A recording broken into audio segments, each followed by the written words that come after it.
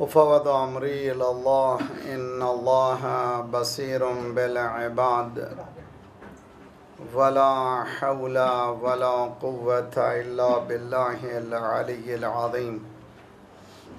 अऊज़ु बिल्लाहिस समीइल अलीम मिनश शैतानिर रजीम।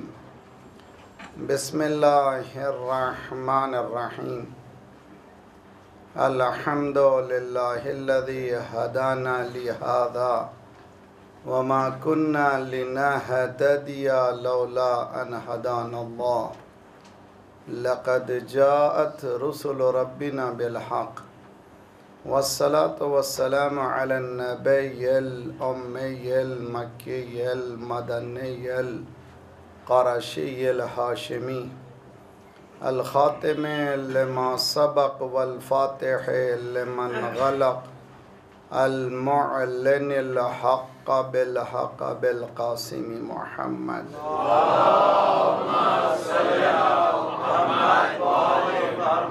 वअज्जिल फ़रजहुम अहले बैतिहि तय्यबीन अत्ताहिरीन अल मासूमीन अल मज़लूमीन ला सियमा बक़ियतिल्लाह फ़िल अर्दीन साहिबिल अस्र वज़्ज़मान खलीफ़तिर रहमान इमामिल इंस वल जान अल्लज़ी बियमनिही रुज़िक़ल वरा व बिही तबदतिल अर्दु वस्समा।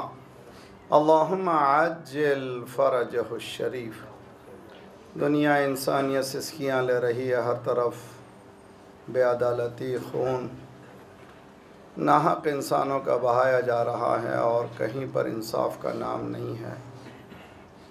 लेकिन इस्लाम और कुरान और हमें मासूमीन हुक्म देते हैं कि नाउम्मीद ना हों, बल्कि उम्मीदवार रहें। वो आने वाले हैं जो इंसानियत की किस्मत को बदलने वाले हैं।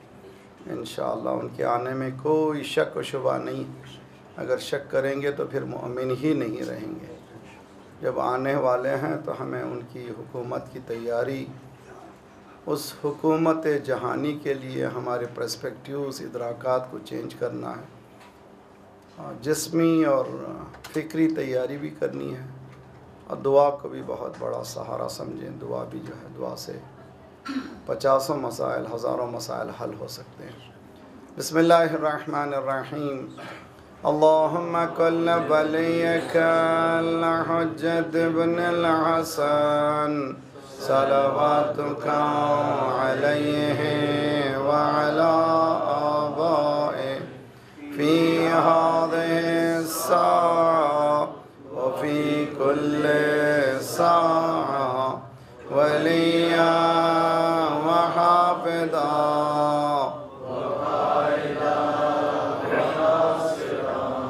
व दलीला व ऐना हत्ता तुस्किनहु अर्दका तौआ व तुमत्तिअहु फ़ीहा तवीला। अल्लाहुम्मा सल्लि अला मुहम्मद व आलि मुहम्मद व अज्जिल फ़रजहुम। नारे हैदरी बर मोहम्मद वाले मोहम्मद सलवात।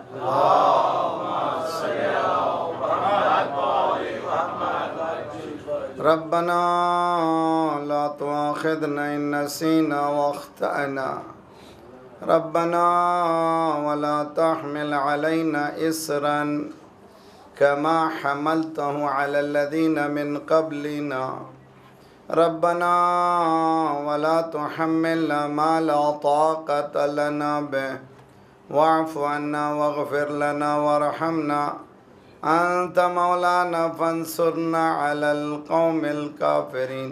अम्मा बअदु फ़क़द क़ालल्लाहु व हुवा असदक़ुल क़ाइलीन व क़ौलुहुल हक़्क़। बिस्मिल्लाहिर्रहमानिर्रहीम।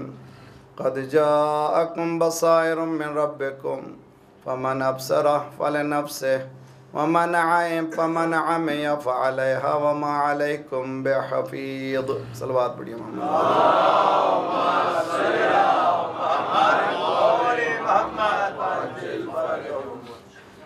आज़ादी फ़िक्र, freedom of thought and thinking के उन्वान से यह हमारी गुफ्तगू चौथी कड़ी है। जिस आयत की तिलावत का शरफ़ हम हासिल कर रहे हैं, सूरह अनआम 6वां सूरा है, उसकी 104 आयत। अपनी ज़िंदगी की गहमा गहमी में मासूम का कौल है कि जब आओ काम से कम इस किताब से मानूस हो जाओ। तुम्हारे दिन भर की थकान का इलाज यही है कि तुम अपनी फितरत से मरबूत हो जाओ। और कुरान मजीद इंसान को वो देता है जो दुनिया की कोई शय देती नहीं है। और जितना इंसान कुरान से करीब होता है, समझना चाहता है, कुरान उसको डायरेक्ट करता है समझाने वालों की तरफ। इसीलिए अल कुरान यहदी इलल इमाम वल इमाम यहदी इलल कुरान। कुरान कहता है समझ में नहीं आता तो इमाम से पूछो, इमाम फरमाते हैं कुरान में देखो। तो ये इसीलिए कुरान और अहले बैत थ्योरेटिकल और प्रैक्टिकल सलूशंस हैं इस्लाम के लिए। इस आयत में ज़ात परवरदिगार ने ये डिक्लेयर करने को कहा है सरकार को, आप बता दीजिए कि नाबीना रहने की ज़रूरत नहीं है, ब्लाइंड रहने की ज़रूरत नहीं है। अल्लाह की तरफ से सिर्फ बसारत नहीं आ रही है, बसीरतें आ रही हैं। साइट नहीं आ रही हैं बल्कि इनसाइट आ रही हैं। कद जाअकुम यकीनन, कद यहाँ पर कद जाअकुम, कद क़ामतिस सलात के माने क्या? यकीनन नमाज खड़ी हो गई है। अब पढ़ने वाले के लिए फ़ौरन आना चाहिए, नहीं पढ़ेगा तो फिर जमात तो ख़त्म हो जाएगी।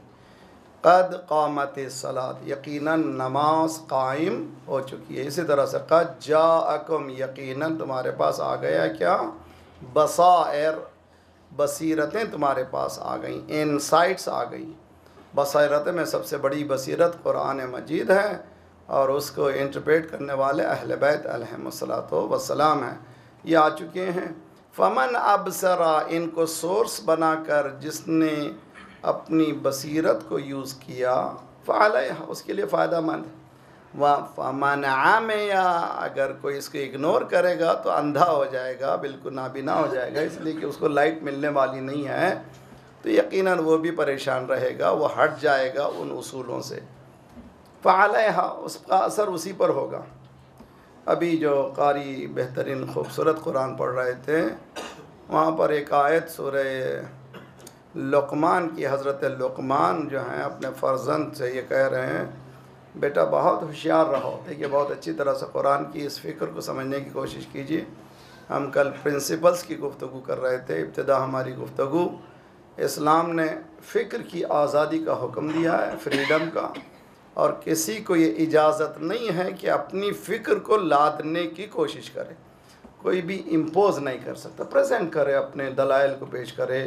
इसीलिए मराजे में इख्तलाफात क्यों होते हैं? अपने अपने दलाइल के साथ। मरजा किसी भी मकाम पे पहुंचता है तो इल्मी बहस करता है। मुजादला जो होता है इल्मी मुजादला होता है। मुजादला के माने बाकायदा आर्ग्यूमेंटल फ़ाइट होती है। इमाम सादिक़ अलैहिस्सलातु वस्सलाम ने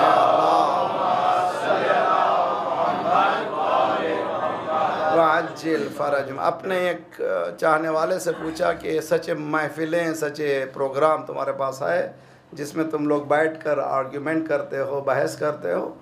उसने कहा हाँ मौला, हम लोग इस तरह की बहस करते हैं। मौला ने फरमाया ऐसी महफ़िलों को ज़िंदा रखो, यानी चालू रखो, उसको ख़त्म मत करो जहाँ पर ओपन डिस्कशन हो। अगर कोई आइडियोलॉजी आपसे कहे कि फ़लाँ मजलिस में मत जाओ, फ़लाँ स्पीच मत सुनो, फ़लाँ ये मत करो, फ़लाँ ये करो, तो इसके माने कि उसमें कुछ कमी मौजूद है। हमारे पास मकतब अहले बैत कहता है कि जहाँ फिर के आओ, लेकिन हमारे पास आओगे तो हम मंतिकी तुमको जवाब देंगे।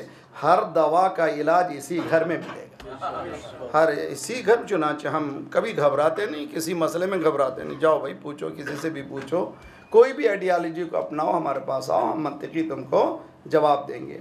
इसलिए कि इस्लाम में आज़ादी फ़िक्र, यानी फ़िक्र की आज़ादी की इजाज़त दी गई है।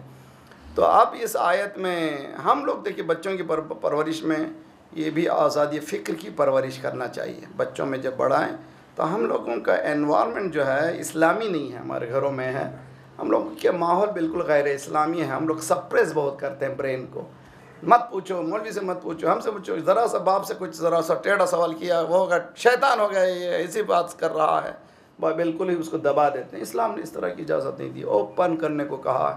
या बुनैया, देखिए अप्रोच खूबसूरत हज़रत लुक़मान का। हज़रत लुक़मान पैगंबर नहीं थे, कुरान क्या कह रहा है, हकीम थे, वाइज पर्सन थे। देखिए ये भी खूबसूरत तरीक़ा है, अगर अच्छी बात किसी की हो तो अपनाने में कोई शक नहीं है। अल्लाह ने पूरा सूरा उनके नाम पे बात, यानी अच्छी बात कौन करने वाला कौन है, कोई पैगंबर नहीं है मगर हकीम है, अच्छी बातें कर रहा है, उसकी बातों को कुरान की जीनत बख्शी और बल्कि एक सूरा नाम रख दिया। इसमें हमें बताया कि हमारी डीलिंग में भी अगर किसी के पास अच्छी चीज़ है तो उसको इग्नोर मत करो, बल्कि उसको अपनाने की कोशिश करो। इसीलिए हदीस में है कि अद्दाअल हिकमत दालतुल मुमिनी फतलुबूहा ऐनमा वजदहा वलो मिन काफिर वलो मिन मुनाफिक। अल्लाह अकबर। हदीस में है कि हिकमत, विजडम तुम्हारी लूज की हुई है, तुम्हारी चीज़ है, जहाँ भी मिले ले लो, खा वो काफिर से मिले ले लो, खा वो मुनाफिक से मिले ले लो, इसलिए कि तुम्हारी चीज़ है। अब हमारे पास इसका समझने के लिए बहुत ज़्यादा वसी और नज़री की ज़रूरत है। हदीस ये कह रहे हैं, मौला ये फरमा रहे हैं कि हत्ता मुनाफिक से भी, इसलिए कि वो चीज़ तुम्हारी थी, उसने स्टील कर लिया है, you should get back to you. तो हिकमत जो है तुम्हारी चीज़ है। तो हज़रत लुक़मान, या बुनैया, अप्रोच खूबसूरत, ओ माय सन, लविंग, केयरिंग। हम लोग जब गुफ्तगू करें तो ये बहुत लिहाज रखें बच्चों में। मैंने तरबियत औलाद की मजालिसें 12 पढ़ी हैं, ऑनलाइन मौजूद हैं, किताबें भी छप गई हैं, और बहुत अहम मौजू है, खुसूसन जिनके छोटे छोटे बच्चे हैं। इस बात पर गौर करें, कभी भी बच्चे के जहन की परवरिश के सिलसिले में उसको आज़ादी फ़िक्र देना, उसको ऐसे क्रिएट करना कि वो सेल्फ रिलायंस हो, यानी वो अपने ऊपर पूरा एतमाद रखता हो कि मेरी फ़िक्र जो है सही चल रही है, उसको दबाने की कोशिश ना करें। या बुनैया, oh my son, loving, caring. या बुनैया, हज़रत इब्राहिम भी, या बुनैया इन्नी अरा फिल मनाम, ऐ मेरे बेटे। यहाँ पे शहज़ादी भी अस्सलामु अलैका या उम्मा के जवाब में क्या कहा शहज़ादी ने, वालैकुस्सलाम या कुर्रत ऐनी व समरत फुआदी। ऐ मेरे बेटे, जवाब नहीं दिया, मेरे आँखों के नूर, मेरे दिल के मेवे। बच्चे से जब गुफ्तगू करें तो बच्चे में वो सलाहियत पैदा होती कि वो अंदरूनी कैफियत, उसमें लविंग केयरिंग की वजह से बहुत खूबसूरत अटैचमेंट होता है पेरेंट्स से। या बुनैया इन्नहा इन तक मिथकाल हब्बतिन मिन खरदलिन। देखिए बहुत ही अहम चीज़ है, अहम मसला है, उम्मीद है कि हम लोग इस पर गौर करेंगे। मैं जब अपने बच्चों को कहता हूँ, हसन मैं, मेरी हैसियत नहीं, दुनिया जो भी शुद्ध बुद्ध जानते हैं वो लोग जानते हैं, उर्दू दान हजरात हर गोशे में पहचानते हैं। मैं कहता हूँ अपने बच्चों से कि देखो बहुत होशियार रहो, अगर तुम रॉन्ग जाओगे तो मेरा नाम बदनाम होगा, यानी बाकरी का नाम स्पॉयल हो जाएगा। तो हम लोग क्या करते हैं, ब्लैकमेल करते हैं, इसका नाम है इमोशनल ब्लैकमेल। नहीं करना चाहिए, दीन इस्लाम ने इजाज़त नहीं दी है कि बच्चे की परवरिश में कभी ये कहो कि तुम ये एक्शन करोगे तो मेरे नाम की बदनामी होगी, बल्कि ये कहो इन्नहा इन तक मिथकाल हब्बतिन मिन खरदलिन। ए मेरे बेटे होशियार रहो, अमल एक्शन पे होशियार रहो। अगर एक्शन तुम्हारा इतना बार कम है कि वो बिल्कुल राई के दाने, आटम बराबर है, और वो तुमने सियाह पत्थर में किया हो, आसमानों पे किया हो और ज़मीन पे किया हो, याति बिहल्ला, वो तुम पर रिफ्लेक्ट करेगा। ये नहीं कह रहे हैं लुक़मान, ये मुझ पर रिफ्लेक्ट करेगा। समझने की कोशिश करें, ये रिफ्लेक्ट करेगा किस पर, जो करोगे तुम पर ही रिफ्लेक्ट करेगा। यानी तरबियत में, आज़ादी फ़िक्र में सबसे अहम मसला कभी ये नहीं कहना है कि कौम ये करेगी तो ये क्या मुझ पर होगा, ना, कौम तुम करोगी तो तुम ही को फ़ायदा होगा। सलवात पढ़िए मोहम्मद वाले।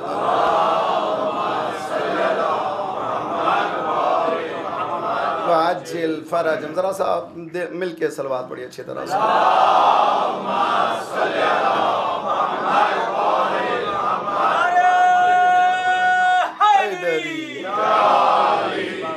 एक चीज़ और अच्छी तरह से इसके साथ ये भी बहुत प्रिंसिपल्स में से हैं जो आज़ादी फ़िक्र के, दीन इस्लाम ने जितनी आज़ादी दी है उसका नतीजा ये निकला कि आज यूएनओ के कॉन्स्टिट्यूशन में, ह्यूमन राइट्स कॉन्स्टिट्यूशन में freedom of thought, freedom of thinking, freedom of expression is the basic right of human being. पूरे यूनिवर्सल लॉ है कि किसी भी मुल्क में कोई भी इंसान, कोई भी सिटीज़न जो चाहे वो सोच सकता है, जो चाहे वो एक्सप्रेस कर सकता है, कोई सप्रेस नहीं कर सकता। ये कहाँ से आया? दीन इस्लाम से आया। दीन इस्लाम में आपको बताऊं कि हमारे पास उसूल दीन है और फुरूए दीन है। उसूल दीन 5 हैं और फुरूए दीन 10, और जो हमारे समझाने के लिए बहुत ज़्यादा हैं। अब यहाँ पर उसूल दीन 5 में 5 मेन हैं जड़ें, उसके बाद शिखें और भी हैं, जैसे अक़ीदा, जन्नत का, दोज़ख का, ये सब उसूल है, लेकिन उसमें बताया नहीं गया। 5 उसूल बताए गए। जिस तरह से 5 जड़ें यानी रूट्स बताए गए, उसकी छोटी छोटी भी उसकी जड़ें होती हैं। तवज्जो का तालिब, हुक्म है कि उसूल दीन में तकलीद वाजिब नहीं है। क्या माने? उसूल दीन में तकलीद वाजिब नहीं है के माने क्या है? ये नहीं कह सकता कि अल्लाह को मैं मानता हूँ चूँकि वालिद ने मुझे सिखाया, अल्लाह को मैं मानता हूँ फलां मरजा ने मुझे बताया। न, इस्लाम ये कहता है कि अल्लाह को मानते हो तो तुम्हारे पास दलील होना चाहिए। You have to have proof. अगर if you believe in Allah, अगर तुम बिलीव करते हो अल्लाह पर, अक़ीदा रखते हो अल्लाह पर, तुम्हारे पास अक़ीदे का प्रूफ होना चाहिए। इसीलिए उसूल दीन में तुम मुज्तहिद हो, तुम्हें मुज्तहिद बनना है, यानी तुमको खुद इतना इंफॉर्मेशन गैदर करना है कि तुम रिपेल कर सकें जो लोग सवाल करें। मसलन आपसे कोई सवाल करे कि आप अल्लाह को मानते हैं, गॉड को मानते हैं, आप कहते हैं हाँ, what is the proof, can you give me the proof from the Quran, Quran से दे सकते हो? तो आप बगले झाँकेंगे, इसलिए हमको कुरान की आयतें मालूम नहीं तो कुरान से क्या प्रूफ देंगे। तो हम लोगों को ज़रा सा थोड़ा सा वर्कआउट करना है। हम लोग हैं तकलीदी मुसलमान, खा वो उसूल हो या फुरो। इस्लाम ये कहता है ना, मुसलमान हो ऐसे कि तुम्हारी तकलीद दूसरा करे। सलवात पढ़िए मोहम्मद वाले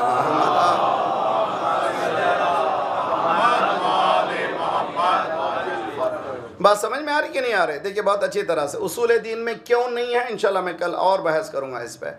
यानी उसूल दीन में तकलीद जायज़ नहीं है। यानी आप अल्लाह को मानते हैं तो दलील आप पेश कीजिए, अदालत इलाही को मानते हैं तो दलील आप पेश कीजिए, नबूवतों को मानते हैं तो दलील आप पेश कीजिए, इमामत को मानते हैं तो दलील आप पेश कीजिए, क़यामत को मानते हैं तो दलील आप पेश कीजिए। आप दूसरों से आप सोर्सेस लीजिए, लेकिन इन्फॉर्मेशन के लिए आप पर होना चाहिए। फ़र्ज़ कीजिए एक आदमी आता है, कहता है कि I am an atheist, I don't believe in God, मैं जो हूँ बिलीव नहीं करता, प्रूफ नहीं।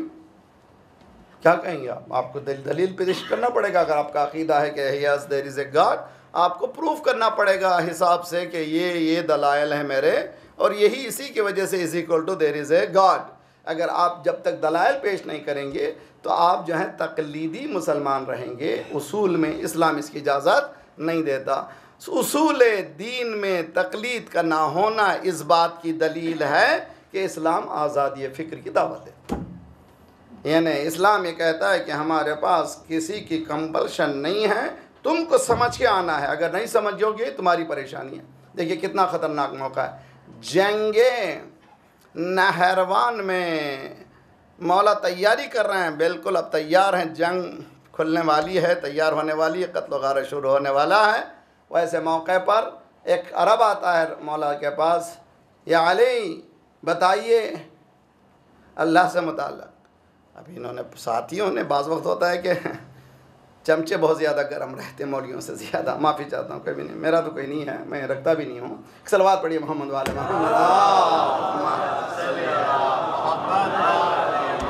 महद अज्जिल फ़रज। मौलवी से सवाल कीजिए, चारों तरफ वाले, अरे तुम क्या सवाल कर रहे हो, तुम्हारी हैसियत देखो क्या है, देखो ना, आपको हक़ नहीं है। आलिम को मेंबर पे भी आप मुझे, मैं तो खुला अल्लाह लेना करता हूँ, मैं मजलिस पढ़ रहा हूँ, कोई हाथ बटा सकता है, मौलाना आपको समझा के आगे बढ़ना होगा। I will be very happy, I will be please with it. आप जा कर के बाहर बात करके अपनी तबीयत भी ख़राब मत कीजिए और अपने आखिरत को भी ख़राब मत कीजिए। ऊपर बात की। सलवात पढ़िए मोहम्मद वाले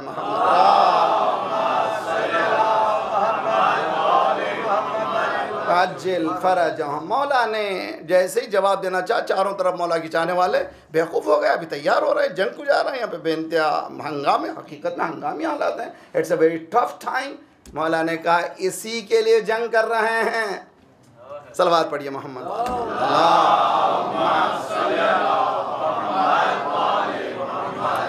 जिल्फर, ये जो जंग हो रही है यही इल्म जहालत की जंग है, नॉलेज और इग्नोरेंस की जंग है। पूछने दो और उसका जवाब मैं दूंगा, तुम्हें क्यों परेशानी है। इमाम ने बताया मुसल्ला भी बिछाना जंग के दौरान वो हमारा काम है, और इल्म का मुसल्ला भी बिछाना हमारा काम है। न सिर्फ इमाम नमाज का मुसल्ला बिछाते हैं बल्कि इल्म का भी जवाब भी दिया, मुझे उसमें जाना नहीं, बस इतना बताना था कि जंग के दौरान भी एक्सप्रेस किया गया अपने कंसर्न को, इमाम ने दबाया नहीं बल्कि सिखाया कि जी हाँ, एनकरेज किया। कितने भी हंगामी हालत, जैसे करबला में इमाम हुसैन के लिए जैसे नमाज को याद दिलाया अबू सुमामा सैदावी ने, क्या किया मौला ने, खुदा तुम्हें नमाज गुजारों में शामिल करे। फिर इमाम को याद दिलाया ना, ये इमाम ये फरमा रहे हैं कि उसके पास ये कैपेसिटी है, वी हैव टू रिकग्नाइज। वहाँ पे दबाया नहीं इमाम ने बल्कि उसको एनकरेज किया। सलवात पढ़िए मोहम्मद वाले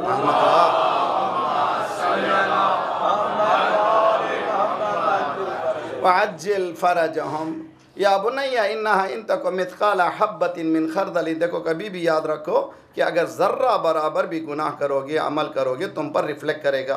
आज़ादी फ़िक्र, माइंड को आज़ाद बनाना बच्चों की, ये कि चूँकि मानो समानो पूछो नहीं सवालात, वो दूसरे मज़ाहब हैं। मकतब अहले बैत इस्लाम ने दबाने का कोई हक़ नहीं दिया है बल्कि ओपन कन्वर्सेशन। एक चीज़ मैं यहाँ पर इससे मरबूत भी है और उम्मीद है कि इंशाल्लाह मिसाल पैगम्बरों के मिशन में ये बहुत ही अहम है। ज़रा से इस पोर्शन को ज़रा गौर करें। बहुत मिसाल भी देने की कोशिश करूँगा मैं, ताकि जो बात मैं बोलना चाह रहा हूँ वो पूरी तरह से वाज़ेह हो सके। कुरान मजीद ने सरकार की और अम्बिया के आने के मिशन की कई आयतों से बताया वाय देखें क्यों आए। और ये भी हमारे पास रिवायत में है कि इंसान में दो हुज्जतें हैं, इंसान में दो हुज्जतें। हुज्जत किसको कहते हैं? दलाइल, प्रूफ्स। एक हुज्जत ज़ाहिरी, एक हुज्जत बातिनी। बहुत अच्छी तरह से बहुत गौर कीजिए, एक आउटर प्रूफ, एक इनर प्रूफ। हुज्जत ज़ाहिरी पैगम्बरान है। कितने पैगम्बर हैं? 1,24,000। कितने इमाम? 12 है। उसके साथ ये तमाम हिदायत का मौलियों का सिलसिला, मराजी का सिलसिला, सब हुज्जत ज़ाहिरी है। हुज्जत बातिनी क्या है? हुज्जत बातिनी है अक्ल। अल्लाह अकबर। यानी 50% अगर अम्बिया और औसिया और उलमा हैं तो 50% अक्ल है। तो इसके माने कि आज़ादी फ़िक्र के लिए दीन ने जो बताया है, अगर तुमने अंदर के उस दीन को नहीं उभारा तो ये अम्बिया भी तुम्हारे समझ में आने वाले नहीं है। कितनी अहम है? 50% बिलोंग्स टू अक्ल। देखिए मज़ेदार है, देखिए बहुत अच्छी तरह से। अल्लज़ीना यजिदूनहु मक्तूबन इंदहुम फित-तौरात वल इंजील यअमुरुहुम बिल मारूफ व यनहाहुम अनिल मुनकर व युहिल्लु लहुमुत तय्यबात व युहर्रिमु अलैहिमुल खबाइस व यदउ अन्हुम इसरहुम। क्या करें, जब भी आयत शुरू करते हैं उसकी लंबी तफसील है, मगर मुझे फ़ोकस करना है एक चीज़ पर इंशाअल्लाह। हज़रत सरकार रिसालत माब सल्लल्लाहु अलैहि वसल्लम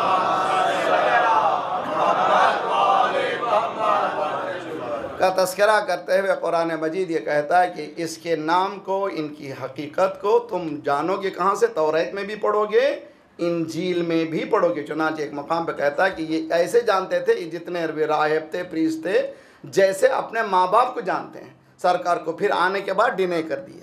इसी तरह जब इमाम जब तशरीफ़ लाएंगे, जानने वाले इतने कि डिने कर देंगे। यानी जानते थे कि आने वाला है, पढ़ते थे किताबों में, तौरात में पढ़ते थे आने वाला है जो इनकलाब लाने वाला है, इंजील में पढ़ते थे आने वाला है, इनकलाब लाने वाला है। आने के बाद उसका इनकार कर गए।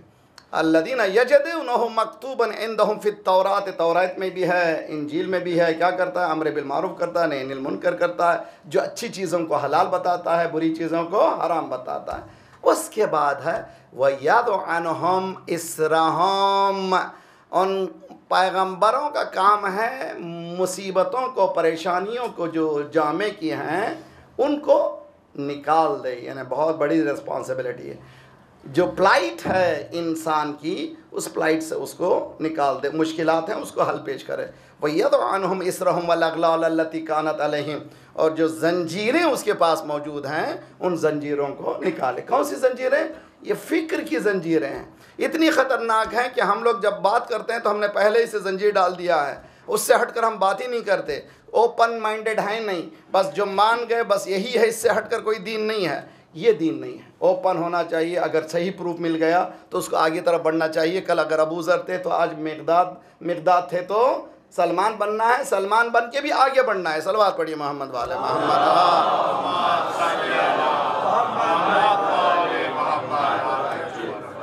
एक मिसाल देता हूँ, देखिए आप अच्छी तरह। उसके बाद एक आयत है सूरह हदीद की। बाज़ वक्त दावतें ऐसी होती हैं कि बड़ी बड़ी होटल है या कि लॉन है जहाँ पर वलीमा रखा गया है, वी सर्व, आप बैठे रहिए टेबल पे, हम लोग जो है आके सर्व करते हैं। बाज़ जगह कम होती है, वो लोग चाहते हैं कि बिल्कुल छोटी सी सीधी सादी शादी हो, जैसे यहाँ ज़ेब पैलेस में बरकतें यहाँ सलवातों की हैं, यहीं पे शादी हो, यहीं पे दूल्हा दल बने। यहाँ से क्या अच्छी शादी है जो सीधी शादी हो। अगर शादी सीधी हो जाए तो ये परेशानियाँ ही हल हो जाए, कोई घर में कोई बेटी बैठे नहीं। हम दीन नहीं जानते, न जानते हैं तो अमल करने के लिए हम तैयार नहीं हैं। ये हमारी आज़ादी फ़िक्र है बहुत अच्छी तरह से।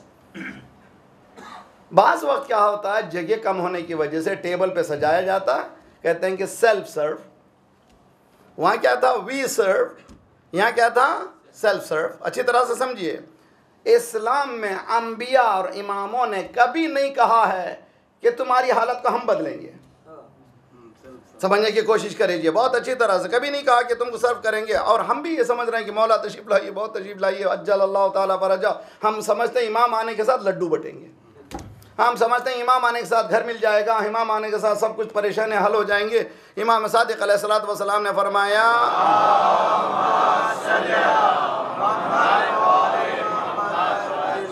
हमारे फर्जन का इनकलाब उसी तरह से जो हमारे जद का इनकलाब है। यानी रसूलुल्लाह को देखो, उसको देखो, ऐसे ही करेंगे। रसूलुल्लाह ने किसी को ऐसे ही लड्डू हाथ में नहीं दिया, बल्कि जंग के मैदान में दिया, बताया कि मुझे जंग भी करना है, खून-ए-ज़ी से गुजरना भी है, और फिर दीन को एस्टैब्लिश भी करना है। इसी तरह से मेरे इमाम जब मौला तशरीफ लाएंगे, हमको पैरों पे खड़ा करेंगे, हमारे जहनों में जो गलत फहमी है उसको निकालेंगे, और उसके बाद आपको आगे बढ़ने की कोशिश करने के लिए आप ही को कहेंगे। इसीलिए कुरान ने क्या कहा, लक़द अरसलना रुसुलना बिलबय्यिनात व अंज़लना मअहुल किताब वल मीज़ान लियक़ूमन नास बिलक़िस्त। अल्लाहु अकबर। कुरान जिंदाबाद। इसीलिए मौला अमीरुल मोमिनीन वसीयत में कहते हैं, अल कुरान अल कुरान अल कुरान। बेटा कुरान कुरान कुरान, हम लोग इतने ही दूर हैं इस कुरान से, हम में वो दम ही नहीं है कि एक आयत भी पढ़ सकें, उसको समझ सकें। कोशिश कीजिए, इंशाल्लाह ज़िंदगी बदल सकती है। एक सलवात पढ़े मोहम्मद वाले मोहम्मद।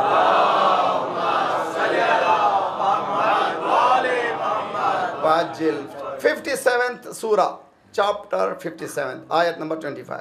ब्यूटीफुल आयत है। अल्लाह ने रसूलों को भेजा, वलक़द अरसलना रुसुलना बिलबय्यिनात, रोशन निशानियों के साथ, ओपन आर्ग्यूमेंट के साथ, वल मीज़ान, देयर इज़ ए क्राइटेरिया भी था, उसके साथ क्राइटेरिया भी था। ठीक, काय के लिए, लियक़ूमन नास बिलक़िस्त, लोग अदालत के खूगर बन जाएं। अदालत फैलाते नहीं इमाम या पैगंबर, खुद लोगों में अदालत। हदीस में जब इमाम तशरीफ लाएंगे, लोग खुम्स लेकर के लोग दरबदर फिरेंगे, मेरा खुम्स ले लो, मेरा खुम्स ले रहा हूँ, कोई लेने वाला नहीं रहेगा। अब यहाँ लेने वाले हैं, कोई देने वाला। सलवात पढ़िए मोहम्मद वाले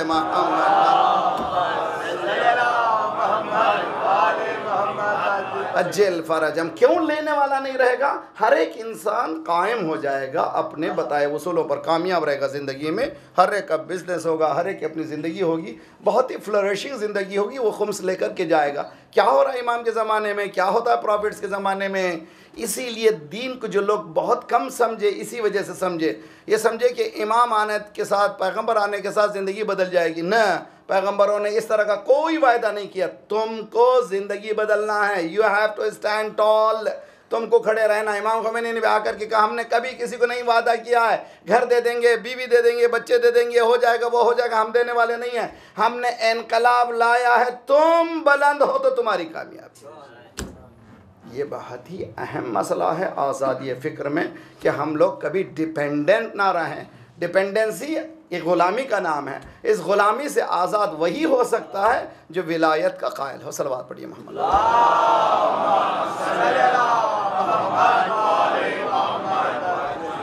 सूरह यासीन पढ़ते हैं हम लोग माशाल्लाह, कम अज़ कम मरने वाले के लिए तो पढ़ते हैं सकरात के हालत में, और मरने के बाद यासीन वल कुरानिल हकीम इन्नका लमिनल मुरसलीन अला सिरातिम मुस्तकीम। वहाँ पर यह है, वजअलना फ़ी अअनाक़िहिम अग़लालन फ़हिय इलल अज़क़ान फ़हुम मुक़महून वजअलना मिन बैनि अयदीहिम सद्दन व मिन ख़ल्फ़िहिम सद्दन फ़अग़शयनाहुम फ़हुम ला युबसिरून। What is this?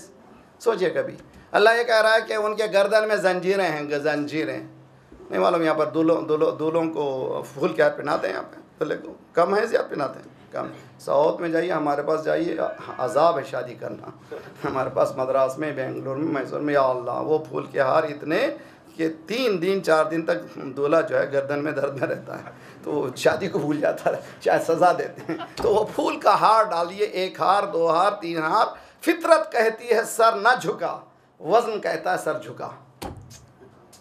तवज्जो का तालिब, फितरत का तकाजा है कि सर को ना झुकाए, और वज़न का तकाजा है सर को झुका दे। जब फूल के हारों का ये आलम है, तो जंजीरें पड़ जाए तो कितना आलम होगा। जब जंजीर पड़ती तो इंसान झुकता जाता है, आखिर में अकड़ने लगता। कुरान की ताबीर मेरी नहीं है, यहाँ तक कि सामने भी नज़र नहीं आता, पीछे भी नज़र नहीं, दाहिने भी नज़र नहीं आता, इसलिए कि जंजीरें, कौन सी जंजीरें हैं ये? कोई जंजीरें डाले नहीं, अपने ही दिलों में अपने ही डाल लिया है, अपने ही डाल लिया है। मैं ये समझता हूँ, मैं ये समझता हूँ, मैं ये समझता हूँ, मैं ये समझता हूँ। Who are you?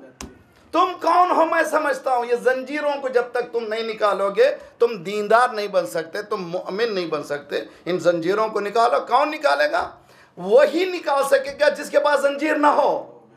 है मेरा मजमा समझने की कोशिश करे भाई। जो जंजीरें रखता है वो दूसरे को जंजीरें नहीं निकाल सकते। एक सलवात पढ़ी मोहम्मद वाले मोहम्मद।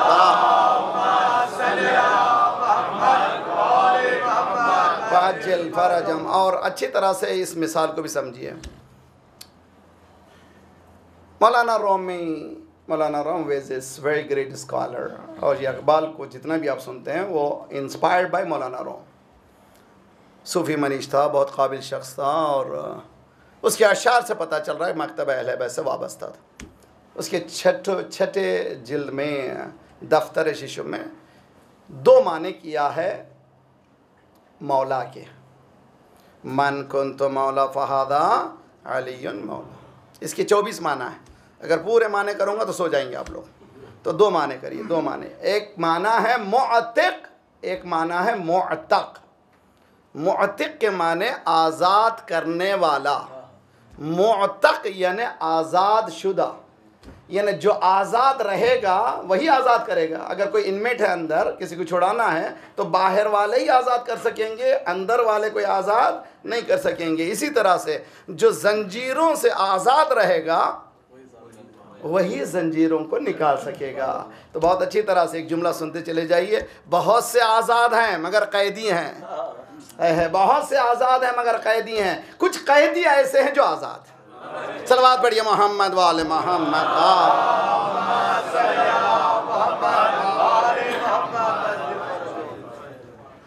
एक किस्सा नकल करता है, और ये जो है गुरेज के लिए, गुरेज कहते हैं कि टू रिलेट द मैटर,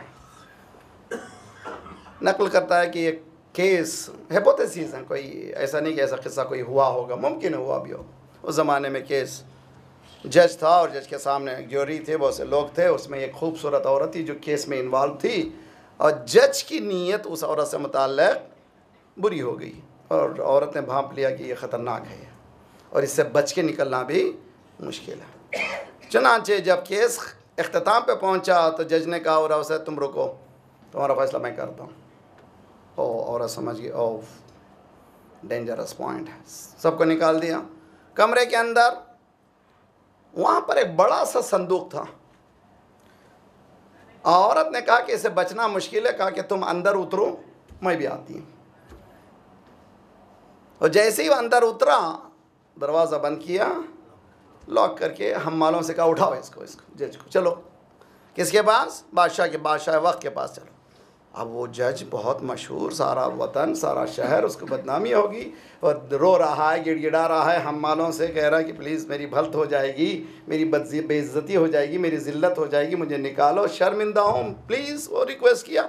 जब रोया पीटा तो उनको रहम आ गया हम्मालों को। हम्मालों ने वज़ीर को बुलाया, वज़ीर के पास चाबी थी, और फिर कुफ्र को खोला। तो लाने वाला कौन है? जो आज़ाद था, जिसके पास चाबी थी, कैदी को खोला उसने। उसके बाद उसने कहा, इंसान सब के सब हम लोग किसी ना किसी डब्बे में हैं, कोई ना कोई फिक्र के डब्बों में हैं, उसको खोलने वाले की ज़रूरत है। ज़ा सबब पैगम्बर माँ बा इज्तिहाद, नाम खुद वो उन अली मौला नेहाद, गुफ्त हर के रा मन हस्ता मौला व दूस, इब्ने अम्मे मन अली मौला ऊस्त। इसीलिए रसूलुल्लाह ने अपना नाम भी मौला रखा, अली का नाम भी मौला रखा, इसलिए कि खुद भी आज़ाद थे अली भी आज़ाद थे, खुद भी आज़ाद कर सकते थे, अली भी आज़ाद कर सकता था। उसके बाद कीस्त मौला उनके आज़ादत कुनत, कौन है मौला जो तुझे आज़ाद कर दे, जो कैदी बना दे वो मौला नहीं है, तुझे आज़ाद कर दे। कीस मौला उनके आज़ादत कुनत, बंदे रक़ियत से पायत दरकनत, जो तेरे बाजुओं में तेरे शाकल्स मौजूद हैं, तो जंजीरें हैं, उनको काट देने वाले का नाम है मौला। कौन से शाकल्स हैं ये, कौन सी जंजीरें हैं? याद रख लीजिए, जिंदान से निकलना बहुत आसान है, लेकिन फिक्र के जिंदान से निकलना बहुत मुश्किल है। तो इसीलिए लाजिमी है कि ऐसे आज़ाद से मरबूत हों जो हमें आज़ाद कर सके। उस आज़ाद मर्द का नाम है अली इब्न अबी तालिब अलैहिस्सलाम।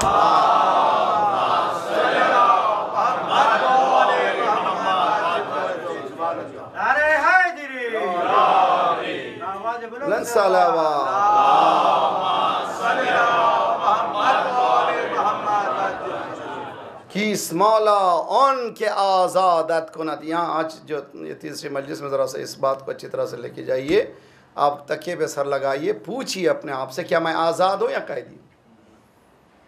मौलाना मैं तो जोरू का ग़ुलाम हूँ। खुश करने के वास्ते जोरू का ग़ुलाम, हालांकि ना जोरू के हैं ना वो शौहर के ग़ुलाम हैं, हम ग़ुलाम किसी और के हैं। तवज्जो का ताले बहुत अच्छी तरह से। मदीने में सरकार ने 10 साल में इस्लाम को as a socio economical political system पेश किया,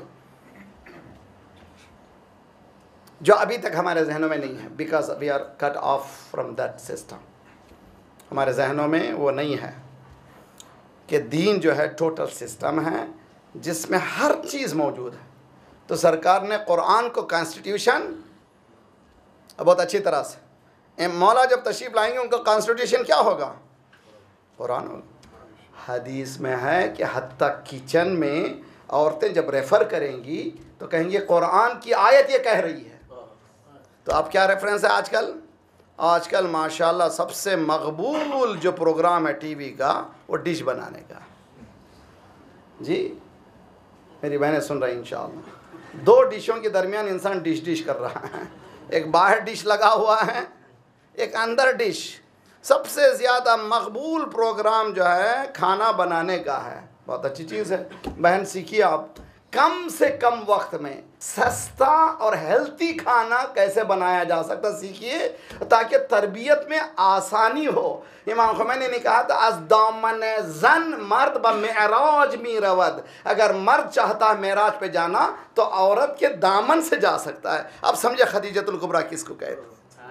तो जगह ताले तो अज़ दामन जन, क्यों भाई अपनी टाइम क्या, बहुत से औरतें क्या काम कर रही किचन, कहाँ यही पैदा हुए यही मर गए। अरे भाई किचन के लिए नहीं आए हो तुम आए हो किसी और मकसद के लिए। तो शॉर्ट वर्ड में ज़्यादा, शॉर्ट वक्त में कम से कम वक्त में कितना ज़्यादा अच्छा खाना बन सकता है और सेहत याफ्ता बन सकता है, बना के हट जाओ और खिदमत करो बच्चों की तरबियत के सिलसिले में। इंशाल्लाह तुम्हारी ज़िंदगी भी कामयाब रहेगी, तुम्हारी आखिरत भी कामयाब रहेगी। सरकार ने 10 साल के अरसे में कुरान के ज़रिए से हुकूमत चलाई और हुकूमत चला के बताया ये जो इस्लाम है ये सोशियो इकोनॉमिकल पॉलिटिकल सिस्टम है। गदीर में क्या किया, इस सिस्टम को जो मैंने चलाया था, अगर किसी में दम है चलाने का, अली इब्न अबी तालिब। किसी में दम नहीं था, चुनांचे 25 साल दर बदर फिरते रहे, आखिर में पलट कर मौला अली के पास आए। इसलिए कि कैदी कोई आज़ाद नहीं कर सकता। सलवात पढ़ी मोहम्मद वाले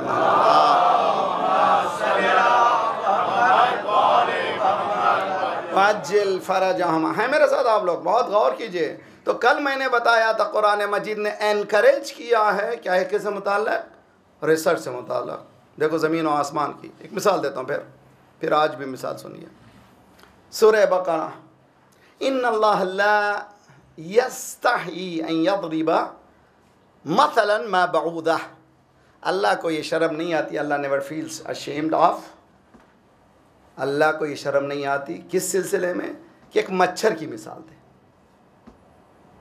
मैं बच्चों से, जवानों से ख्वाहिश करता हूँ जो हाँ सुबह से शाम तक, आज तक यहाँ तक कि रिसर्च आई है कि गर्दन का प्रॉब्लम शुरू हो रहा है बच्चों में, इसलिए कि जो हमेशा बैठे झुके हुए देख रहे हैं ALU FN G F9 W8, उसी चक्कर में उसी से काम उठाइए। जाइए आज जाने के बाद बच्चे देखिए यूट्यूब में कुरान ये कह रहा है मच्छर की मिसाल, अल्लाह जो मच्छर की मिसाल देते हुए अल्लाह शर्माता नहीं है। युदिल्लु बिही मन यश, इसी से कोई लोग हिदायत याफ्ता हो जाते हैं, वो यहदी बिही, इसी से जो है गुमराह भी हो जाते हैं। एक छोटी सी मिसाल देता हूँ, मच्छर की बहुत ज़्यादा तारीख़ है।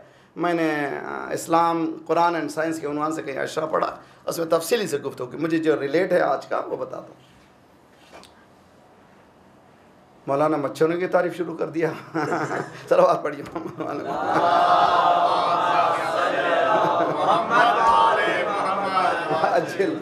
कुरान ये कह रहा है कि अल्लाह को शर्म महसूस नहीं होती कि एक मच्छर की मिसाल दे। मेरे जवान बच्चे जाइए रिसर्च कीजिए।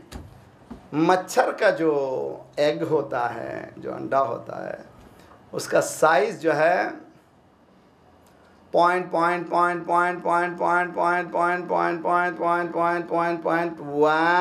सेंटीमीटर, बहुत छोटा। उसमें अल्लाह ने एक माइक्रोचिप रखी है बहुत अच्छी तरह से। वो अंडा, अच्छा मुर्गी का अंडा कब हैच होता है, कितने दिनों में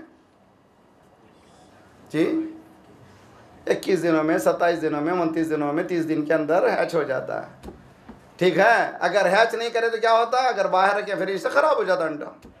तो आजकल के तो अंडे तो हैच का सवाल ही नहीं है, इसलिए कि वालिद के बगैर अंडे ही ना है।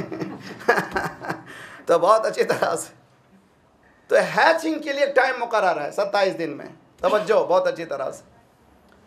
लेकिन खुदा ने मच्छर के अंडे में ये सलाहियत दी है, उसके अंदर एक ऐसा माइक्रोचिप रखा है, पहले एनालाइज करता है कि सारे सराउंडिंग को, आया वेदर सही है या नहीं है। अगर सही होता है तब हैच होता है, खा वो 1 साल लग जाए, खा वो 2 साल लग जाए, खा वो 10 साल लग जाए, जब तक कि वेदर नहीं परमिट करता।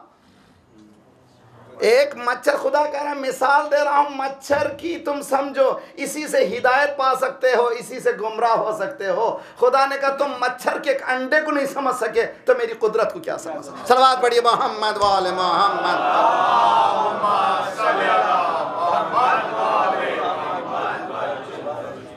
कौन बताए भी इसको? साइंस बताती है, आज सब दुनिया वाले बता रहे। हमको चाहिए था कुरान में पहले इस पर रिसर्च करते, इसीलिए मैं गुजारिश करता हूँ। ये देखिए, बहरहाल हम लोग बोलते हैं सेठ ने सिखाओ मन झापा सूदी। मौलवी बोलते जब तक सर हिलाते हिलाते बाहर जाने का, कहाँ मौलवी, ये कहाँ भाई, बोला ख़त्म हो गया। हम लोग जब तक ये झुरझुरी लेकर तक अपने बेदार नहीं होंगे, हम लोग कामयाब होने वाले नहीं हैं। वेरी सॉरी, मगर याद रख लीजिए कामयाब ऐसे भी हुए कि 18 साल की लड़की ईरान में एक न्यूक्लियस प्लांट को लीड करती है।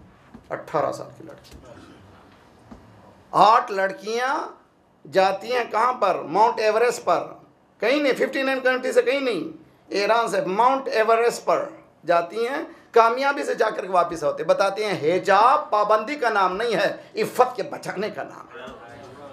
जी, इंसान इसी हिजाब से कामयाब हो सकता है। हमें समझते हैं कि हिजाब होने के साथ ही फेलियर है तो बुर्का पहनना, ना, ऐसा नहीं है। कामयाब होना तो बुर्का पहनना। बहुत अच्छी तरह समझने की कोशिश कीजिए। दीन इस्लाम ने कहीं हमें इजाज़त नहीं दी है कि फ़िक्र के दरवाज़ों को बंद कर दें।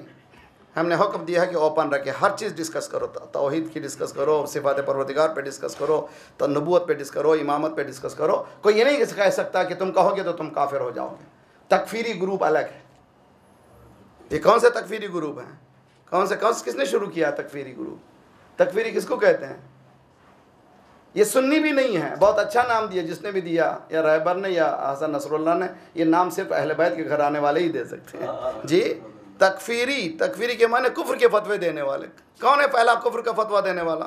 फिरौन कहता है मूसा से, मूसा मेरे घर में पले, हमारी बिल्ली हम ही से मियाँ हैं, मैंने पाला, मैंने पोसा, मेरे साथ बड़े हुए, सब कुछ हुआ है, पूरा सरदर्दी मेरी, और तुमने वो भी किया जो नहीं करना चाहिए था। इन्हें उनको ब्लैकमेल भी कर रहा है। जो कत्ल हुआ था, हज़रत मूसा ने घूसा मारा था, मर गया था एक शख्स, उस सिलसिले में भी बताता है इशारा। उसके बाद है वह अंता मिनल काफिरीन। कौन कह रहा है? फिरौन कह रहा है किसको? मूसा को, तुम काफिर हो। तो मालूम हुआ तकफीरी ग्रुप का शाह पहला फिरौन। सलवात पढ़िए मोहम्मद वाले मोहम्मद।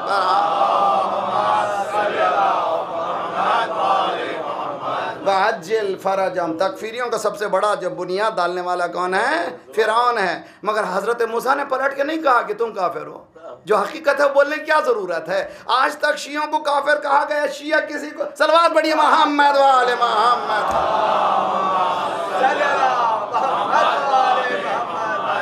अज्जिल फरजम। तो क्या है? फिक्र की कमी की वजह से मौला अमीर अल मोमिनीन ने जंग नहरवान में साबित कर दिया, जिसे जंग हो रही है मुसलमान है। इसीलिए रसूलुल्लाह ने कहा, या अली मैं तफसीर कुरान के लिए जंग करूंगा, तू तावील कुरान के लिए जंग कर। जी रसूलुल्लाह की जितने 86 वॉर्स हैं, किससे जंग हुई? कुफार से। मौला अली से किससे जंग हुई? मुसलमानों से। ये क्यों भाई? जब सर्कल से एक छोटा सा मकला बताता हूँ, देखिए इसमें खुसन जवान बच्चे काम करें। सर्कल का सेंटर कितने होते हैं? एक सर्कल का एक ही सेंटर होता ना भाई, दो नहीं हो सकते ना भाई। उस सेंटर तक पहुंचने का नाम है सिराते मुस्तकीम। तवज्जो को तालिब। और हम लोग सेंटर तक नहीं पहुंच सकते, इसलिए कि हमारे पास कैपेसिटी नहीं है। हम लोग रिलेटिव सेंटर तक जा सकते हैं, एक क़ुरबत तक जा सकते हैं। जो सेंटर तक गए वही मासूमीन अलैहिस्सलातु वस्सलाम है। ये शैबतनी सूरत हूदिन लिमकानिन फस्तक़िम कमा उमिरत। सूरह हूद ने मुझे बूढ़ा बना दिया, सरकार फरमाते हैं। क्यों? इसलिए कि खुदा कह रहा है कि अपने मकाम से हटो नहीं, जो बताएगा उस हुक्म पे चलो। या अय्युहर रसूल बल्लिग। अब परेशान होने की ज़रूरत नहीं, तुम्हें ऐलान करना कर दो, परेशान होने की ज़रूरत नहीं, हम बचाएंगे, हमें तुम्हें डरने की ज़रूरत नहीं है, तुम्हारा काम तुमको करना है। वो सेंटर पॉइंट पे जाने वाले का नाम है मासूम। और रिलेटिव सेंटर का नाम अगर है, कोई पहुंच जाता है तो वो मकाम में आला को पहुंच जाते हैं। अगर नहीं पहुंचे, या राइट पे चले जाएंगे, या लेफ्ट पे चले जाएंगे, या ऊपर चले जाएंगे, या नीचे चले जाएंगे, तो क्या होगा? एक्सेसिव हो गया, डिफिशिएंसी हो जाएगा। फिक्र भी ऐसी है, अगर सेंटर तक नहीं गए, या राइटिस्ट हो जाएंगे या लेफ्टिस्ट हो जाएंगे, तवाज़ुन बरकरार हो जाएगा, कौम में बर्बादी हो जाएगी। हर एक आदमी हाँकेगा। सलवात पढ़िए मोहम्मद वाले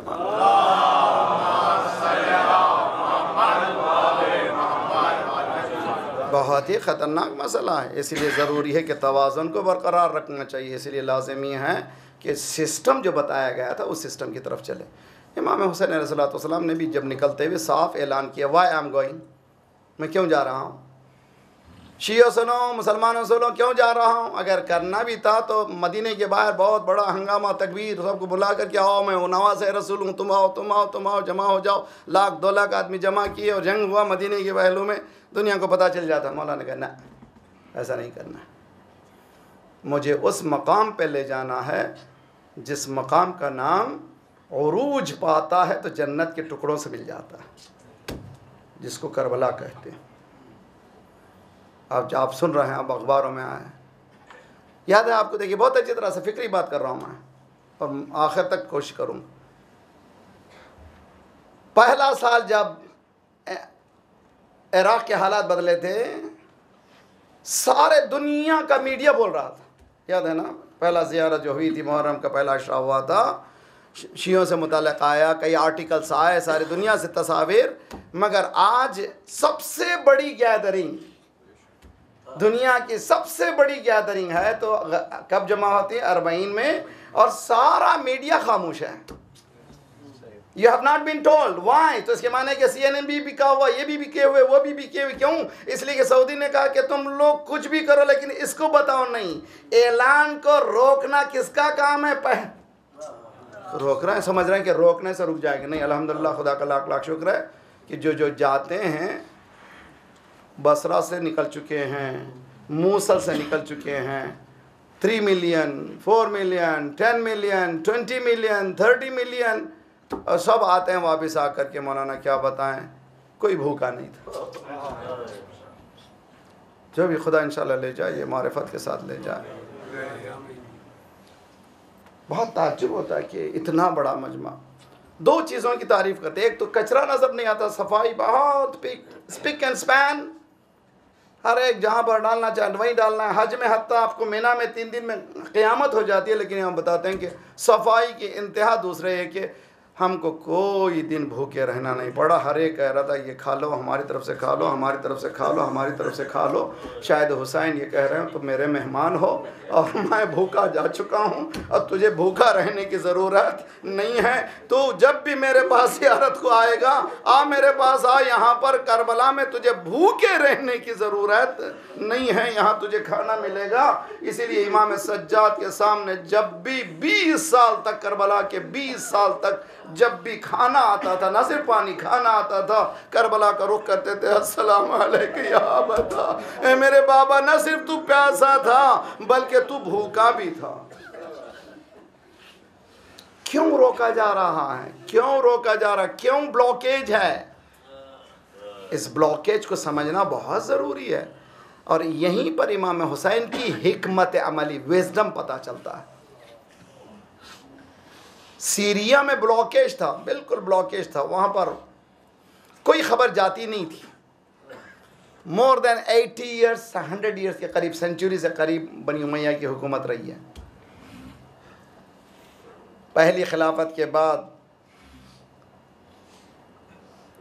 सीरिया को कांकर करने के बाद जो इस फैमिली को हुकूमत मिली है तकरीबन 100 ईयर्स के करीब। और इनका काम क्या था? ब्लॉक करना। किस चीज़ को? कहीं पर जिक्र अहले बैत ना हो। यहाँ तक कि आप उलमा से जब खुतबा से सुनते हैं, जब 19 रमज़ान की सुबह मौला पर तलवार लगी और ख़बर पहुँची सीरिया में कि मौला को हालत सजदा में वार किया गया, तो आपस में गुफ्तगू कर रहे थे। बाज़ार सीरिया में, दमिश्क के बाज़ार में अली नमाज भी पढ़ते थे। यानी इतना प्रोपगेशन था कि अली को कोई नमाज से ज़रूरत ही नहीं थी। वो नमाज अस्तगफिरुल्लाह नहीं पढ़ते थे। ये मंजिल आज क्या हो रहा है? शियों के साथ वही हो रहा है। जो जो जो बताया गया था वही बिल्कुल मिन्नान। ये नमाज नहीं पढ़ते, ये लोग क्या क्या करते हैं, उसी तरह की पूरी लिस्ट। उस ब्लॉकेज को तोड़ने के लिए इमाम ने ज़ैनब को साथ लिया।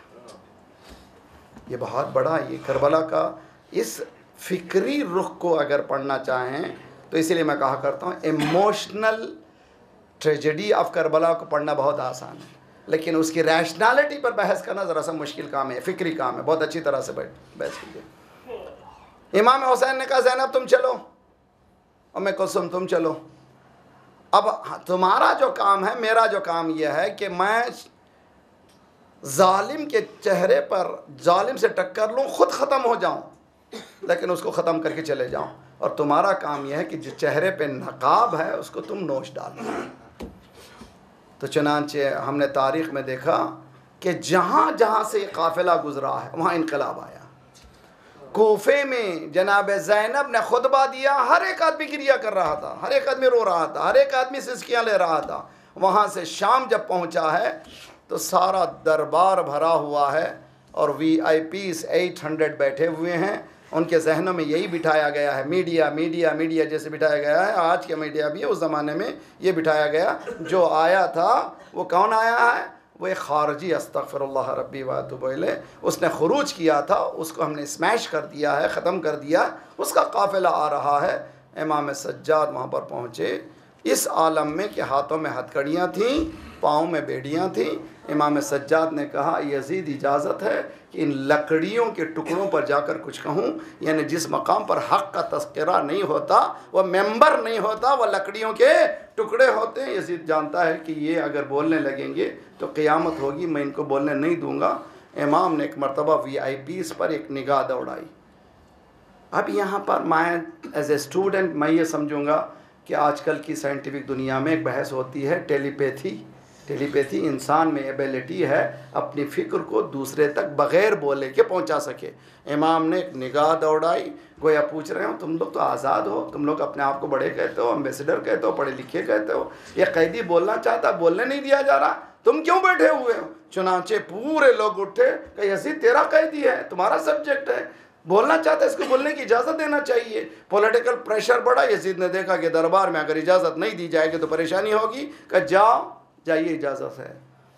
पहला ख़तीब है जो इस आलम में जा रहा है, जिसके हाथों में हथकड़ियाँ हैं, पाँव में बेड़ियाँ हैं, तशरीफ़ ले गए ऊपर एक मरतबा मौला ने हमद परवरदिगार की, उसके बाद फरमाया मन आरफ़नी फ़क़द आरफ़ा, जो मुझे जानता है वो जानता है, जो नहीं जानता वो मैं पहचानवाए देता हूँ। अनब्न मक्का वल मुना, अनब्न ज़मज़म व सफ़ा, अनब्न मुहम्मदनिल मुस्तफ़ा, अनब्न अलीयनिल मुर्तज़ा, अनब्न फ़ातिमतज़ ज़हरा, अनब्नुल क़तीलल अतशान ज़ुबिहा बिल ख़फ़ा। तारीख़ कहती है कि इमाम के जुमले थे, आप 1400 साल बाद न समझते हुए अरबी रो रहे हैं, इसलिए कि मालूम है कई मरतबा सुन चुके हैं जब इमाम वो फरमा रहे हैं तो क्या हशर होगा। पूरे दरबार में एक हलचल मच चुका, हर एक आदमी रो रहा था। इमाम ने फरमाया जो जानता है जानता है, जो नहीं जानता पहचान ले, मैं मक्के का बेटा हूँ। आज तक किसी ने ऐसा तारुफ नहीं करवाया था, दुनिया में किसी ने इस तरह का तारुफ नहीं करवाया था। इन्हें बताया मक्का जगह का नाम नहीं है, मकसद का नाम है। यानी इब्राहिम का बेटा हूँ, जमजम जगह का नाम नहीं है, इस्माइल का बेटा हूँ, मैं सफ़ा का बेटा हूँ, मैं मरवा का बेटा हूँ, यानी हाजरा का बेटा हूँ। वहाँ से शुरू किया, उसके बाद कहा मैं मोहम्मद मुस्तफ़ा का बेटा हूँ, मैं अली का लाडला हूँ, मैं फातिमा का लख्त जिगर हूँ, मैं उसका बेटा हूँ जिसको पसे पोश्त ज़िबा कर दिया गया। तारीख़ ये कहती है कि एक मरतबा कोहराम मचा, यानी पूरी ब्लॉकेज को ख़त्म किया। इमाम सज्जाद ने वहाँ पर बता दिया कि हु वी आर, कौन हम हैं, और हर एक आदमी रो रहा था। यजीद समझ गया इनकलाब आया है, मौज़िन से कहा अद्दैन, मौज़िन अज़ान दे, अज़ान अज़ान, मौज़िन जाता अल्लाहु अकबर, इमाम रुक जाते हैं जल्लत आदमातुम। फिर मौज़िन कहता अशहदु अल्ला इलाहा इल्लल्लाह, इमाम फरमाते हैं वाना मिनश शाहिदीन व शाकिरीन। मौज़िन कहता है अशहदु अन्ना मुहम्मद रसूलुल्लाह। किसके हुक्म से अज़ान शुरू हुई थी? यजीद के हुक्म से अज़ान शुरू हुई थी। इमाम ने कहा मौज़िन रुक रुक, ए यजीद बता, ये मोहम्मद रसूलुल्लाह तेरे नाना थे या मेरे नाना थे? अगर मेरे नाना आकर पूछे मेरी नवासों ने तुझसे क्या किया था, जो इस भरे दरबार में, जिस दरबार को समझना हो तो इमाम सज्जाद की 35 साल ज़िंदगी में जब भी कोई पूछता है मौला कहाँ तकलीफ़ हुई, कभी मौला ने नहीं कहा करबला करबला करबला, बल्कि हमेशा कहा अशाम अशाम अशाम, इसलिए कि इस ब्लॉकेज का तोड़ना आसान नहीं था। इमाम ने बताया कि इस दरबार में हमने वो मुसीबतें सही हैं, करबला आज़ाद मुकाम है जहाँ पर जान दे देना आसान है, यहाँ पर इज़्ज़त का मकाम है, इसीलिए ज़ियारत में है अज़ालतकुम मिन मकामिकुम व मरातिबकुम लती रतबकुमुल्लाह, आपके मुकाम को घटाया गया, आपके रुतबे को घटाया गया। करबला में सिर्फ हुसैन ने क्या दिया है? अली अकबर को दिया है। सज्जाद ने शाम में अपनी इज्जत को दिया। सल्लल्लाहु अलैहि या अबा अब्दिल्लाह व अलल अरवाह अल्लती हल्लत बिफनाइक व नाखत अलैक मिन्नी सलाम अबदन मा बकीत व बकियल लैल व नहार। अस्सलामु अलल हुसैन व अला अली इब्न अल हुसैन व अला औलादिल हुसैन व अला अस्हाबिल हुसैन। फ़या लैतना कुन्ना मअकुम फ़नफूज़ मअकुम फ़ौज़न वल्लाह। अज़ीज़ान गिरामी, एक मरीज़ हैं असगर भाई, और उनके लिए बहुत बुरी क्रिटिकल सिचुएशन है। जो भी मरीज़ हैं उसी तरह से आपसे भी लोगों ने ख्वाहिश की होगी, उन सब के लिए बिस्मिल्लाहिर्रहमानिर्रहीम। अम्मा युजीबुल मुज़्तर्रा इज़ा दआ व यक्शिफुस्सू, अम्मा युजीबुल मुज़्तर्रा इज़ा दआ व यक्शिफुस्सू, अम्मा युजीबुल मुज़्तर्रा इज़ा दआ व यक्शिफुस्सू, अम्मा युजीबुल मुज़्तर्रा इज़ा दआ व यक्शिफुस्सू, अम्मा युजीबुल मुज़्तर्रा इज़ा दआ व यक्शिफुस्सू। या काशिफ़ुद्दुर्रि वल बलवा इलाही बिहक़्क़ि फ़ातिमा व अबीहा व बालिहा व बनीहा व सिर्रिल मुस्तौदिअ फ़ीहा। परवरदिगार, जो मरीज़ हैं जिन्हें इल्तिमा से दुआ कहा है, ख़ुसूसन इस मरीज़ को शफ़ाए कुल्ले आजिला इनायत फरमा। हमारे जिस्मानी अमराज़ के साथ साथ रूहानी अमराज़ में गुरूर व हसद व किब्र व निफाक व नखवत व गीबत को दूर फरमा। परवरदिगारा परचम इस्लाम को बुलंद फरमा, दुश्मनान इस्लाम को, दहशत गर्दों के सरगनों को तहस नहस कर दे। मज़लूमीन की मदद फरमा, मोमिनीन जहाँ जहाँ उनकी जान माल आबरू और इज़्ज़त की हिफाजत फरमा। जो परेशान हाल है उनकी परेशानियों को दूर फरमा। बेरोज़गारों को रोज़गार इनायत फरमा, मकरूज़ों के कर्ज़ों का अदा फरमा। परवरदिगारा जो गोदियाँ खाली हैं उन्हें पूर कर दे, जो लड़के लड़कियाँ बिन ब्याह के हैं उनकी ब्याह कर दे। सुफूफ़ मुस्लिमीन और मोमिनीन को मुत्तहिद कर दे। जो हमें बाँट रहा है तो उसको बाँट दे, हमें ज़ुहूर के काबिल बना दे। जल्द से जल्द मौला का ज़ुहूर फरमा।